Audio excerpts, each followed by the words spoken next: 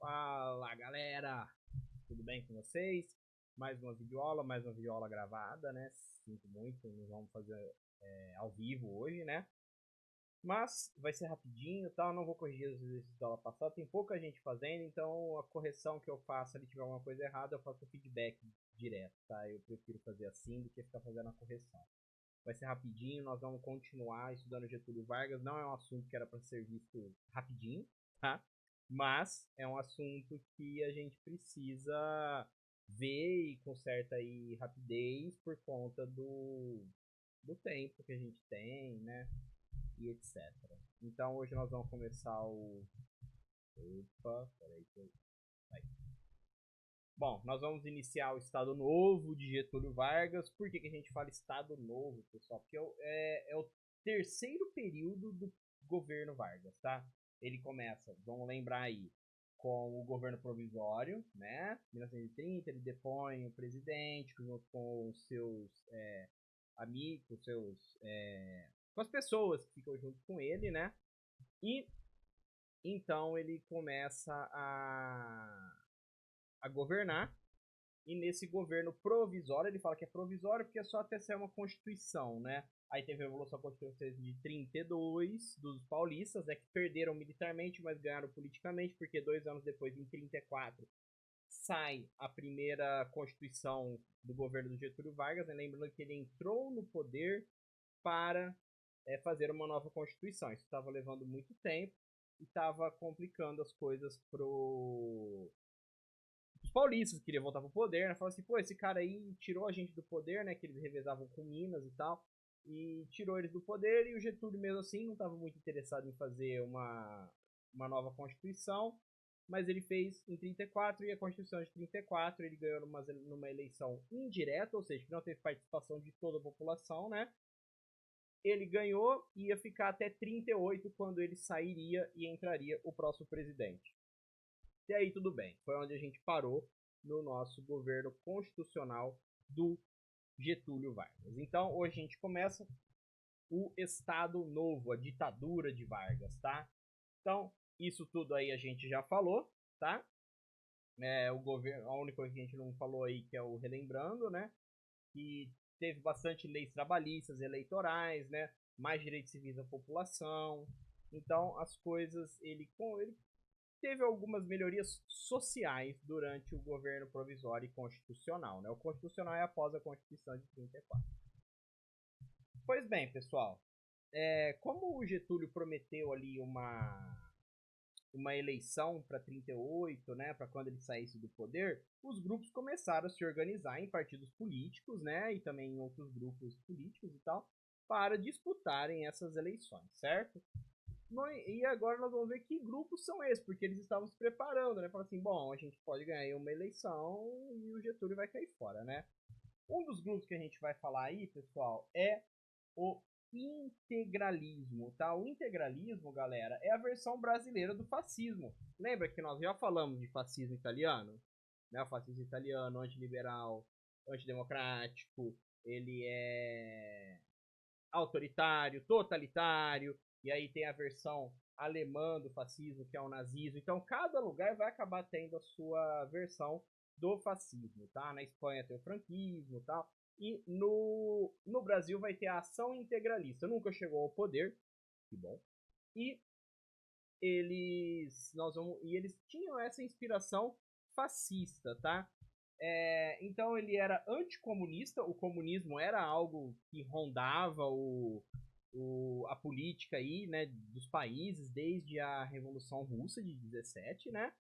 E pregava um líder, como o fascismo pregava o Mussolini, o nazismo pregava o líder como Hitler, né? O líder da ação integralista brasileira era o Plínio Salgado, né? Muitas pessoas ficaram atraídas por isso, né, gente? Como já dizia o Engenheiro do Havaí, né? O fascismo é fascinante e deixa muita gente fascinada, né? Porque promete ali ordem, né? Fala de uma sociedade decaída e tudo mais, e atrai muita gente que está frustrada, principalmente, né? Então muitas pessoas foram atraídas por essa causa e eles marchavam pelas ruas com suas camisas verdes, eram conhecidos como as camisas verdes, e saudavam uns aos outros com essa palavra: Hanauê, né? O nazismo tinha o Heil Hitler, né? Heil Hitler, né? Que eles faziam o sinal, né? Não devia nem ter feito esse sinal, né? Fazia o sinal com a mão estendida. O integralismo se cumprimentava com Hanauê, porque eles diziam que eles eram os verdadeiros patriotas, verdadeiros nacionalistas, e o Hanauê é uma palavra indígena, tá? De origem indígena. Então, Hanauê é você é meu irmão, mas era como eles se cumprimentavam, tá? Eles se diziam patriotas e nós falava assim que fora do integralismo não há nacionalismo, né? Então, se você não, segundo ele, se você é nacionalista, tem que fazer parte do movimento integralista. Mas se você não fizer parte do movimento integralista, então você não é nacionalista. Então, os caras queriam até mesmo o domínio total sobre o que é ser nacionalista, o que é ser patriota, o que é ser brasileiro e orgulhoso por isso, né? O movimento não vai para frente, tá? Ele vai ser ali minimizado e tal, mas vamos ter algumas coisas. Do outro lado, a gente tem uma ação já de via esquerda, né, de via comunista, né, que é a Aliança Nacional Libertadora, né? Era uma junta de partidos de esquerda, sindicalistas, políticos, militares, organizações estudantis, anti-imperialistas, movimento feminista, se organizou na ANL, que é a Aliança Nacional Libertadora, né? Era contra o imperialismo, no caso, contra as influências, por exemplo, dos Estados Unidos e ou europeias aqui dentro, né? Influências de cunho econômico, político, né? E contra o fascismo, ou seja, se opunha ao movimento integralista, né? O presidente de honra, o líder da ANL, é o Luiz Carlos Prestes, que é esse cara aí que está preso, pessoal. Está preso não, foi preso, né? Já morreu. O Getúlio coloca a ANL na ilegalidade, porque o Prestes fala que ele publica um manifesto falando todo o poder à ANL, Aliança Nacional Libertadora, né? E o Getúlio vai falar assim, esse cara quer me dar um golpe. Esse partido, essa aliança, ela é ilegal no Brasil, né? O cara que deu um golpe tá com medo de levar um golpe, né? Então aí pega e põe na ilegalidade, né? Então, o Prestes, depois disso, essa aliança nacional faz duas rebeliões em alguns lugares, né? E eles tentaram tomar a capital do poder judiciário, tentaram um golpe, né? Mas aí o Prestes foi preso e o governo começou a promover grande pressão sobre os comunistas, sindicatos e partidos de esquerda. Aí vocês se lembram da aula anterior, ou do começo da aula que eu tô falando, os paulistas não eram felizes com o Getúlio, nem os mineiros, tal, porque eles estavam no poder. E era uma oligarquia, né, gente? Os fazendeiros, grandes empresários, tal. Só que aí o Getúlio vai começar a fazer o quê? Frear esses movimentos de esquerda, coloca tudo que é comunismo na ilegalidade, por exemplo, a ANL, né? E aí o povo vai falar assim, bom, o cara tá aí contra o comunismo. Então, começam a apoiar o presidente, porque ele é mão de ferro e ele tá tirando para lá o comunismo, que é um grande inimigo do capitalismo, vocês sabem disso, né? E os oligarcas, os fazendeiros, os grandes empresários que haviam na época e que existem ainda hoje são, obviamente, capitalistas, né, gente? Eles têm o domínio dos meios de produção, eles têm dinheiro e etc. Né? Eles precisam do capitalismo e acham que o comunismo é uma coisa muito horrível que vai tirar esse poder deles, né? Porque o comunismo prega isso aí mesmo. E lá na União Soviética aconteceu isso, né? Grandes proprietários de terra foram expropriados, algumas empresas foram. Algumas empresas não, as empresas que haviam na Rússia foram estatizadas, né? Que isso já não é comunismo, é o comunismo russo, foi assim, né? Então, eles tinham medo disso e o Getúlio prometia que isso não iria para frente com ele. Então, as oligarquias paulista, mineira e as outras vão passar a apoiar bastante o Getúlio, né? Bom, pessoal, aí vai começar a se movimentar uma ditadura, tá? Vai começar a ver a primeira ditadura que o Brasil viu, que é a ditadura do Estado Novo de Getúlio Vargas. Getúlio Vargas foi um ditador, né, gente? O cara já assumiu com golpe, ia ficar até 38 e tal. Isso já era meio que uma ditadura, mas tinha lá o seu motivozinho de fazer uma nova constituição, etc. Aí ele vai resolver falar assim, não, ó, sou eu mesmo que vou mandar nisso aqui tudo. Então, o movimento integralista ele era radical, né? Ele queria vencer o poder, pegar o poder para ele, né? era radical, o fascismo é radical, e a Aliança Nacional Libertadora, comunista, tentou fazer um golpe em 35, né? E o Getúlio vai se fortalecer, gente. A gente já falou disso, né? Em 10 de novembro de 37, ele põe fim ao regime democrático. Fala, não, em 38 não vai ter nenhuma eleição, não.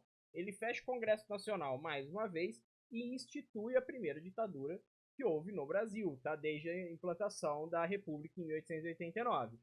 Então, vai começar aí, a partir de 10 de novembro de 37, o início do Estado Novo de Getúlio Vargas, né? Além de fechar o Congresso, não haveria mais as eleições e os meios de comunicação começam a sofrer com censura. Pessoal, o meio de comunicação ele tem que ser livre, né, sem censura, para poder divulgar as coisas. Quando há censura, gente, você acha que o jornal vai poder falar mal do presidente? O jornal vai poder falar que, sei lá, que o governo é mandante de crime, se for? Não, não vai poder fazer isso, né? Então, o Getúlio vai fazer uma nova Constituição que vai dar amplos poderes a ele, né? Em 37 ele vai impor ao país, porque não tem mais Congresso Nacional, porque ele fecha o Congresso, né? Ele cria o Departamento de Imprensa e Propaganda, que vai fazer essa censura e vai veicular propagandas favoráveis ao governo. Lembrando que o Getúlio já havia criado lá a Hora do Brasil, a Voz do Brasil, o Programa Nacional, né? Onde a rádio, que ele vai usar bastante, a rádio vai disseminar as atitudes do governo e, obviamente, falar bem do governo, né?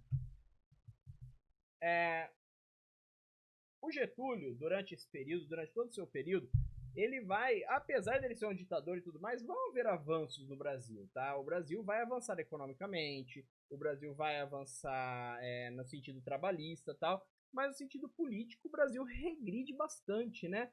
O Getúlio tinha até dado o poder de voto para as mulheres, né? Dado não, né? Tinha sido conquistado, né? As mulheres tinham conquistado o poder de voto. E agora ninguém mais ia votar. Mas o Brasil vai se industrializar bastante com Getúlio, né? Ele vai construir a primeira hidrelétrica do país, ele vai criar aí o Conselho Nacional do Petróleo, que é um feto da Petrobras, né? Que vai começar a fiscalizar a exploração do petróleo, etc., né? Ele vai criar a Companhia do Vale do Rio Doce, que hoje não é mais do governo, né? É a Vale. Já ouviu falar da Vale, né? Brumadinho, Mariana, deslizamento a barragem quebra e sai tudo o minério. A Vale do Rio Doce, ela era do Brasil, né? Ela era do povo, ela era do governo, por assim dizer, do Estado, né? Ela era pública. Agora ela não é mais pública. Hoje, né? Hoje ela não é mais. É a famosa Vale aí que tá no meio de um monte de crime ambiental e crime contra a humanidade também, porque a barragem quebra e mata um monte de gente. Ele vai aumentar o imposto dos produtos importados e reduzir os impostos sobre os produtos nacionais, incentivando empresários brasileiros. E ele vai inaugurar a CSN, a Companhia Siderúrgica Nacional, que é a primeira empresa siderúrgica do país, né? Que vai mexer com aço, com metal pesado, né? Então, isso são grandes avanços, pessoal. São avanços para a tecnologia propriamente dita do Brasil, né? O Brasil, ele vai tentar fazer com que o Brasil não dependa tanto do exterior. Inclusive, ele vai fomentar a fabricação de produtos próprios do Brasil, né? O made in Brasil, por assim dizer, né? A indústria cresceu mais que a agricultura no período varguista, gente. Isso fala muito sobre o que o Vargas fez em relação à economia e indústria brasileira, né? Ele também vai financiar arte e cultura propriamente brasileira, né? Porque o Brasil tentava imitar muito uma cultura europeia, né? Mas isso também é uma coisa histórica, né? Porque o Brasil foi colonizado por um europeu, né? Por Portugal. Então, o Getúlio vai querer criar uma identidade nacional na cultura e na arte, né? Ele vai valorizar o samba, por exemplo, né? Foi reconhecida como autêntica música brasileira. O samba, lembrando, ele é um ritmo negro e era um ritmo que sofria preconceito, né, gente? Mas o Getúlio vai falar que o samba é a verdadeira música brasileira, né? Ele põe a capoeira, que também é uma arte marcial que vem dos escravos, né? Vem da África. Ele coloca como categoria de arte marcial do Brasil. O Carnaval Carioca entrou para o calendário turístico da cidade do Rio. Então, vai começar a atrair turistas, né? Vai virar um grande mercado, por assim dizer, o carnaval. E ele vai incentivar o teatro nacional, o cinema nacional e a publicação de livros, tá? Pessoal, o Getúlio ele é o que a gente chama de populista, tá? Vocês já ouviram essa palavra, né? Populista, certo? Ele era como se fosse, ele queria mostrar uma imagem como se ele fosse um grande paizão de todos os brasileiros, tá? O populismo é difícil de definir o que é, tá? Mas quando você olha certas atitudes, você fala assim, isso aí é populista. Por quê? Porque ele quer agradar certas fatias da sociedade, em especial as mais pobres ou as trabalhadoras, né? Então ele agiu como um populista, né? O seu caráter era autoritário e ditatorial, mas ele era bem querido pelo povo, porque ele promoveu o avanço econômico e de direitos trabalhistas, né?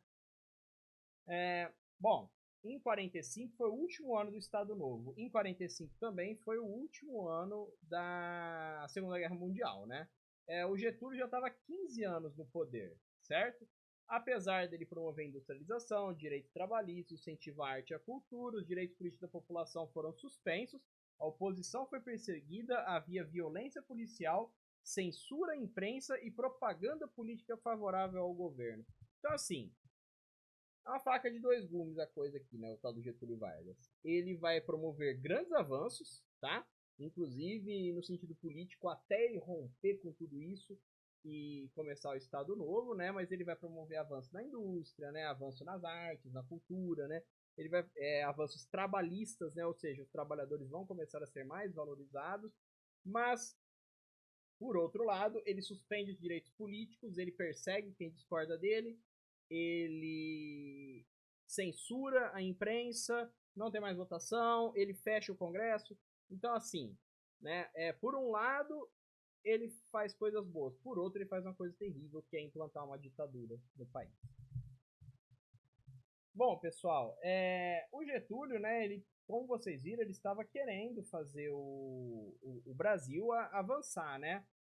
E o Vargas, ele vai considerar, inclusive, os povos indígenas originários, né, os povos que não vieram de outros lugares durante aí a colonização dos europeus, dos portugueses, né? Ele vai falar que os indígenas são a verdadeira origem do povo brasileiro, né?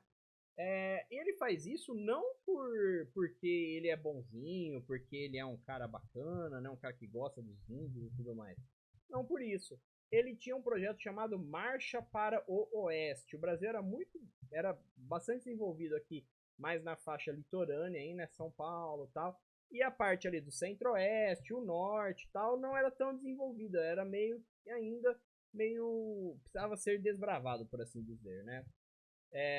Ele queria fazer o quê? Povoar o centro-oeste do país, mas isso ia atingir diversos grupos indígenas que viviam nesses lugares, certo? Aí ele tinha esse projeto, né? Ele tirava foto perto de indígena para falar que ele era um grande defensor dos indígenas e tudo mais. Aí cada comunidade indígena reagiu de um modo. Alguns se recusaram a apoiar esse projeto da tal da civilização, né? Chegar para o centro-oeste, porque isso iria acabar, né, gente? Com o homem branco chega num lugar que tem indígena, ele acaba matando o indígena, expulsando o indígena de onde ele mora. Isso acontece até hoje, tá? E os indígenas, obviamente, sabem que isso pode acontecer, né? Alguns apoiaram, outros apoiaram com algumas ressalvas, enfim.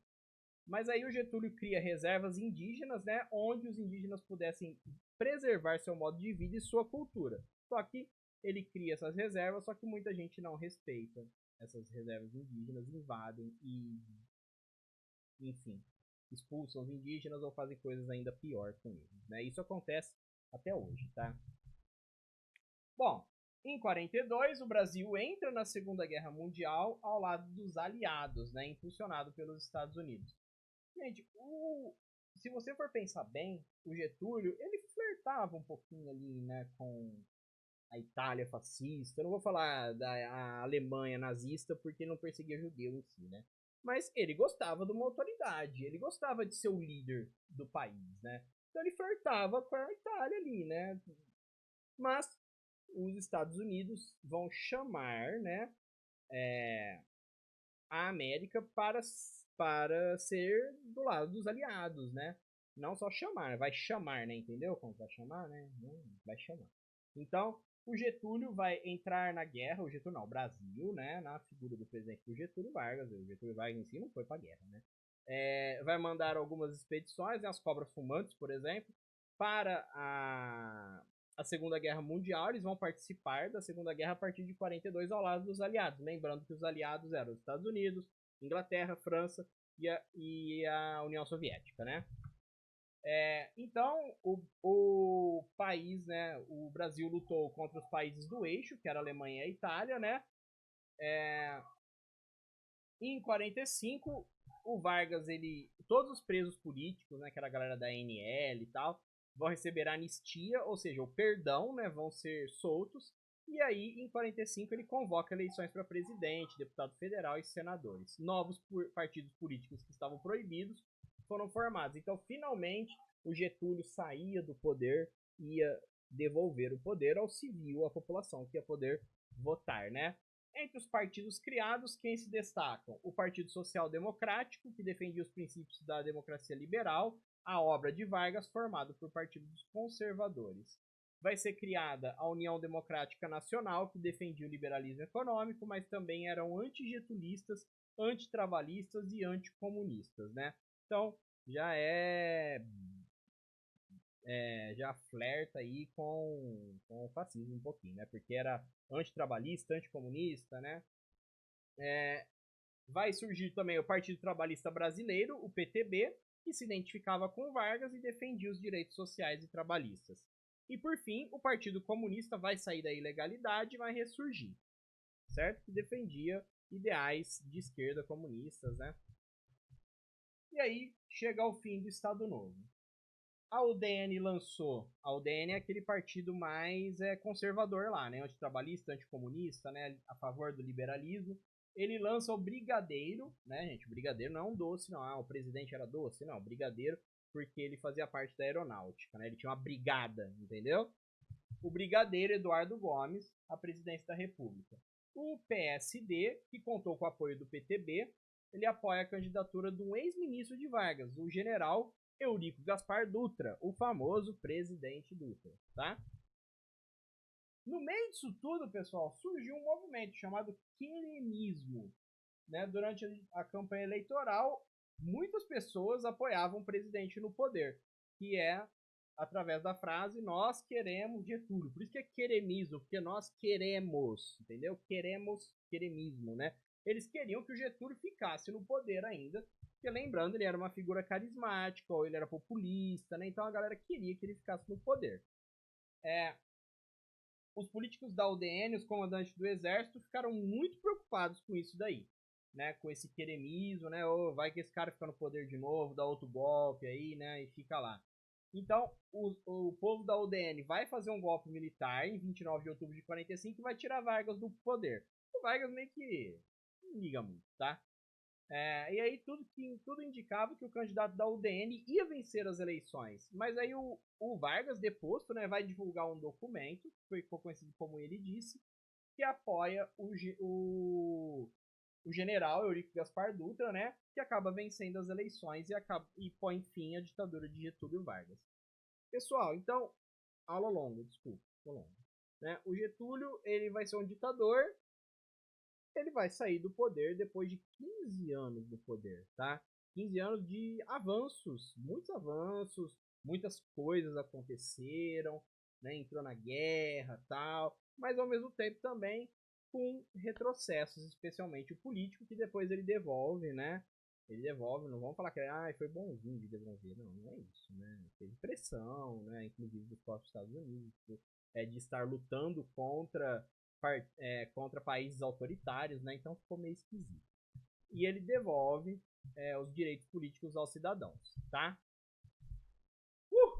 Bom, pessoal, os exercícios estão na descrição do vídeo. Qualquer dúvida, me procurem. Não vou nem ver os exercícios lá com vocês, vou colocar na descrição.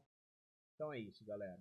Muito obrigado pela audiência. Foi muito longo, mas espero que tenha sido enriquecedor. Qualquer coisa, faz um comentário, me chama no WhatsApp, tá?